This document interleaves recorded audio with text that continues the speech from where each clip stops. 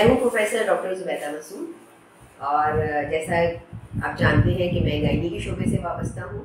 Head of department के तौर पे फ़राइज़ अंजाम दे रही हूँ सुबराज मैटरनिटी हॉस्पिटल कराची में और प्राइवेट प्रैक्टिस वेवर मेडिकल इंस्टीट्यूट सबूरा रोड और FMJ health care hospital Gulistan जुबान में करती हूँ। आपसे अक्सर गायनी के मौज़ूआत पर बात होती है।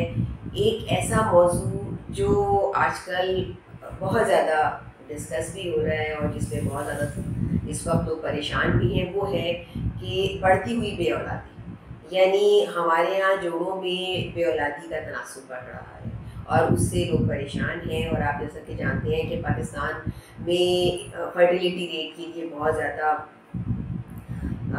इसके लिए ख्वाहिशात पाई जाती हैं कि जैसे ही किसी भी घराने में शादियाँ होती हैं उसके बाद सब एक्सपेक्ट करते हैं कि अब जल्दी छोटे छोटे बच्चे हमारे घर में आएंगे, और अगर ऐसा ना हो जल्दी तो सब परेशान हो जाते हैं और फिर इसका बोझ उस जोड़े पे पड़ता है जिसके ऊपर ये प्रेशर आ रहा होता है कि बच्चे क्यों नहीं आ रहे, और ये जहनी तनाव फिर बहुत सारी बीमारियों को भी जन्म देता है।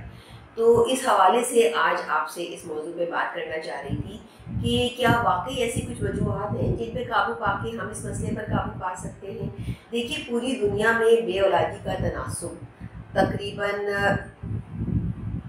17.5% या समझ लें कि हर 6 में से एक जोड़े को बेऔलादी है, लेकिन पाकिस्तान में इसकी शरह ज़्यादा है। यहाँ 22% लोग बेऔलाद हैं, यानी यहाँ तकरीबन हर 4-5 में से एक जोड़े के साथ बेऔलादी है। तो ऐसा क्यों हो रहा है, हमारे पास बेऔलादी की शरह क्यों बढ़ रही है? इसके असबाब पे बात करनी पड़ेगी कि ऐसा क्यों हो रहा है। तो अगर हम नज़र डालें अपने ऊपर कि कहाँ कहाँ पे ऐसा होता है कि हम कुछ ऐसा कर रहे होते हैं जो हमारी बेऔलादी में इजाफा कर रहा होता है, तो सबसे पहले हम अपने ऊपर नज़र इस तरह से डालते हैं कि मर्द हो या औरत, दोनों को ये देखना पड़ेगा कि क्या वो जहनी और जिस्मानी तौर पे फिट है औलाद के लिए या नहीं। फिटनेस देखने के लिए, जिस तरह किसी भी चीज़ की फिटनेस देखने के लिए आपको अपना वज़न देखना होता है, अपनी एक्टिविटीज़ देखनी होती हैं, अपना लाइफ स्टाइल देखना होता है, अपने खाने पीने पे नज़र डालनी होती है, अपनी जहनी और जिस्मानी हालत पे नज़र डालनी होती है। बिल्कुल ऐसे ही इसके ऊपर भी है। यानी आप इस बात का तयन कीजिए कि आपका वज़न आपके कद के हिसाब से बिल्कुल मुनासिब है, जिसे हमारी ज़बान में BMI कहते हैं। आप इसे नेट पे सर्च कर सकते हैं कि BMI कैसे निकाला जाता है। आपके कद के हिसाब से आपका मुनासिब वज़न क्या है, आप उस वज़न में आने की कोशिश कीजिए। अगर आपका वज़न बहुत कम है या बहुत ज़्यादा है, दोनों सूरतों में बेऔलादी हो सकती है। दूसरी बात कि आप ये देखिए कि आपके खाने पीने की एक्टिविटीज़ क्या हैं। क्या आप बहुत ज़्यादा एक्सेसिव कार्बोहाइड्रेट तो नहीं लेते हैं, या आप बिल्कुल ही कीटो डाइट पर तो नहीं है, या आप बिल्कुल फैट फ्री डाइट पर तो नहीं है। ये चीज़ें आपको बेऔलादी की तरफ धकेल सकती हैं। हमें एक बैलेंस डाइट चाहिए। तीसरी चीज़ आपकी एक्सरसाइज, आपकी एक्टिविटीज़ क्या है डेली की। हम में से ज़्यादातर लोग गाड़ियों में, मोटरसाइकिल्स पे या किसी भी सवारी पर बैठ के सफ़र करते हैं और पैदल आमतौर पे नहीं चलते, साइकिलिंग नहीं करते, घर में आके भी वॉक करना पसंद नहीं करते, थक जाते हैं, लेट जाते हैं, मोबाइल पे बिजी हो जाते हैं, सो जाते हैं, सुबह उठ के फिर काम पे निकल पड़ते हैं और फिर ऑफिस जाके अपनी कुर्सी पे या शॉप पे जाके अपनी चेयर पे बैठ जाते हैं। तो ये बैठना, मुस्तकिल का बैठना, हमें तोन बढ़ जाती है, हिप्स निकल आते हैं, सेंट्रल ओबेसिटी हो जाती है, बीच में से मोटे, हाथ पैर दुबले दुबले, यानी टॉफी फिगर हो जाती है, जो कि शुगर ब्लड प्रेशर की तरफ हमें लेके जाती है। तो एक दफ़ा फुल लेंथ मिरर में अपना जायज़ा लीजिए, खुद को देखिए और अपने आप से बात कीजिए कि मेरे अंदर क्या कमी है या कहाँ से मुझे इम्प्रूव करने की ज़रूरत है। क्या मेरा सेंट्रल ओबेसिटी तो नहीं हो रही है, मेरा जिस्म बीच में से बहुत ज़्यादा मोटा तो नहीं हो रहा है, मैं एक्सेसिव वेट तो नहीं गेन कर रही हूँ, या मेरे चेहरे पे दाढ़ी मूछें या बाल तो नहीं आ रहे हैं, या मेरी बैक जो है गर्दन की ये ब्राउन तो नहीं हो रही है, ये इंसुलिन की रेजिस्टेंस बढ़ने का साइन है या आप शुगर की तरफ जा रहे हैं। इन तमाम अलामात को गौर से देखिए, मिरर में खड़े होकर। अगर ऐसा कुछ नज़र आ रहा है फ़ौरन अपने डॉक्टर से मशवरा कीजिए। फिर आपने अपनी एक्सरसाइज की तरफ देखा, आपने अपनी डाइट की तरफ देखा, आपने अपनी अपीयरेंस की तरफ देखा। अब आप अपनी जहनी और जिस्मानी हालत की तरफ देखिए। क्या आप बहुत ज़्यादा डिप्रेशन या टेंशन का शिकार तो नहीं है? ऐसा हो तो इसमें स्टेरॉइड रिलीज़ होते हैं और ये भी हमारी सब फर्टिलिटी को बढ़ाते हैं। तो उसके लिए आपको अपना स्ट्रेस लेवल भी रिड्यूस करना होगा। मुझसे मेरे मरीज़ कहते हैं कि आपके लिए तो ये कहना बहुत आसान है कि आपने कहा बीबी अपना स्ट्रेस लेवल कम कीजिए, लेकिन इसको कम करना बहुत मुश्किल है, क्योंकि जो चीज़ आपको स्ट्रेस दे रही है आप उसे तो नहीं हटा सकते। तो फिर आपका स्ट्रेस लेवल कैसे कम होगा? तो उसमें मेरा जवाब ये होता है कि ठीक है आप स्ट्रेस को रिड्यूस नहीं कर सकते, आप स्ट्रेस देने वाले को रिड्यूस नहीं कर सकते, लेकिन आप इतना स्ट्रेस लेवल लेना रिड्यूस कर सकते हैं। हम दूसरों को चेंज नहीं कर सकते, लेकिन हम खुद को चेंज कर सकते हैं। तो अगर हम पॉजिटिव थिंकिंग अपना लें, अगर कोई हमें बुरा भला कहता भी है तो हम यही सोचने कह रहे आज इसने कम बुरा कहा, ये तो रोज़ाना बहुत ज़्यादा कहता था, आज तो बहुत कम कहा।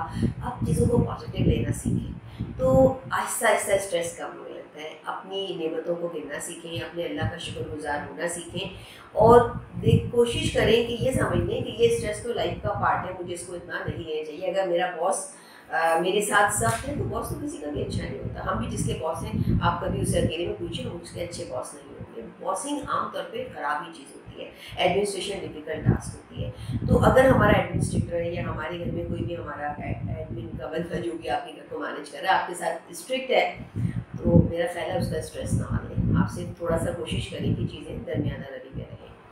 अब इसी तरह एक और चीज़ जिस पर आपको तवज्जो देने की ज़रूरत है, और जब मैं डिटेल में हिस्ट्री लेती हूँ अपने सफ़र टाइम पेशेंट्स की, तो मुझे पता चलता है कि रात को देर से सोते हैं, सुबह देर से उठते हैं, या बाद वक़्त ये सुबह जल्दी भी उठ जाते हैं, इनको अपनी सुबह जॉब्स पे जाना होता है, लेकिन रात में ज़रूर देर से सोते हैं। तो ये जो रात को देर से सोना है, आप माने या ना माने, ये सब फर्टिलिटी को बढ़ा रहा है। क्योंकि आप जब हिस्ट्री लेंगे सब फर्टिलिटी पेशेंट्स की, ये ज़्यादातर रात को देर से सो रहे होंगे। रात को देर से सोना क्यों नुकसानदेह, या नाइट जॉब्स वाले, इनको भी सब फर्टिलिटी बहुत होती है। मैं इनको भी मशवरा देती हूँ कि जितनी जल्दी हो सके आप नाइट जॉब को क्विट करके आप डे जॉब में रहिए, रात को सोइए। अल्लाह मैंने रात सोने के लिए बनाई है, चैन से सोने के लिए और अंधेरे में सोने के लिए। रात को सोते वक्त लाइट के ब्लैंक्स या मोबाइल के ब्लैंक्स या लैपटॉप के फ्लैशेज या टीवी के फ्लैशेज आपकी आँख पे ना पड़े, आप कंप्लीट अंधेरे में सोएं। कोशिश करें कि रात का खाना जल्दी खा लें, मगरिब की नमाज़ के बाद खा लें, इशा की नमाज़ पढ़ के वॉक करके 1 घंटा अपने घर के अंदर। कराची में बाहर वॉक करना तो कहीं से भी आसान नहीं है, रिस्की है। आप घर के अंदर वॉक कीजिए, 1 घंटा सुबह 1 घंटा शाम घर के अंदर वॉक कीजिए। रात के खाने के बाद जल्द सो जाइए, 10 बजे तक अगर आप सो जाएँ और अंधेरे में सोएं, सुबह 6 बजे आप उठ जाइए, 8 घंटे की साउंड स्लीप लीजिए। सुबह उठ के आप फजर की नमाज़ पढ़ के फिर अपने घर के अंदर 1 घंटा वॉक कर लीजिए। रात 8 से सुबह 8 तक अगर आप कुछ ना खाएं, इंटरमिटेंट फास्टिंग करें, तो ये आपकी इंसुलिन को कंट्रोल में रखता है और इसमें कुछ बहुत ज़्यादा जाता भी नहीं है। अगर आप रात 8 से पहले रात का खाना खा लेते हैं और सुबह 8 बजे के बाद नाश्ता करते हैं, तो इसमें कुछ बहुत ज़्यादा आपको मुश्किल नहीं होगी अगर आप 8 घंटे की स्लीप ले रहे हैं तो ये चीज़ें आपकी फर्टिलिटी को, आपकी फिटनेस को बढ़ाती हैं। तो इससे भी आपको अपना फर्टिलिटी लेवल इनकी आपका अच्छा हो जाता है, इंक्रीज़ हो जाता है। तो रात को जल्दी सोना और सुबह जल्दी उठना सीखिए, आपकी लाइफ और बेहतर हो जाएगी और आपकी काम करने की सलाहियत भी बढ़ेगी। जैसे कि सुबह उठने के बाद अब आप दोबारा नहीं सो रहे, तो अब ये वाले जो आवर्स आपके पास हैं ऑफिस जाने से पहले के या बच्चों के उठने से पहले के, इसमें आप अपना कोई भी काम अच्छा सा कर सकते हैं। इसके बाद आप ये नज़र डालिए कि आपके जिस्म में कोई ऐसी चीज़ तो नहीं है जिसका प्रेग्नेंट होने से पहले इलाज ज़रूरी हो। जैसे थायराइड का कोई मसला चल रहा हो, शुगर का मसला चल रहा हो, ब्लड प्रेशर का मसला चल रहा हो, या खुदा न खास्ता किसी किस्म का इन्फेक्शन आपको चल रहा है, पानी की शिकायत हो रही है, पेट में नीचे दर्द रहता है, उसमें ट्यूब्स ब्लॉक होने का चांस होता है, तो उसमें जल्द से जल्द अपने डॉक्टर से मशवरा कीजिए और ख़ुद को सेहतमंद बनाइए। अपनी बीमारियों को पहले दूर कीजिए, फिर प्रेग्नेंट होने की कोशिश कीजिए। इसी तरह मर्द हजरात भी अगर ऐसी जॉब करें जिसमें कि बहुत ज़्यादा गर्मी ना हो, मतलब हमारी बॉडी या मर्दों की जो अल्लाह मेरे बॉडी बनाई है उस तरह बनाई है कि अगर वो बहुत ज़्यादा गर्म एटमॉस्फेयर में रहेंगे तो फोतों में स्पर्म बनाने की सलाहियत कम हो जाती है।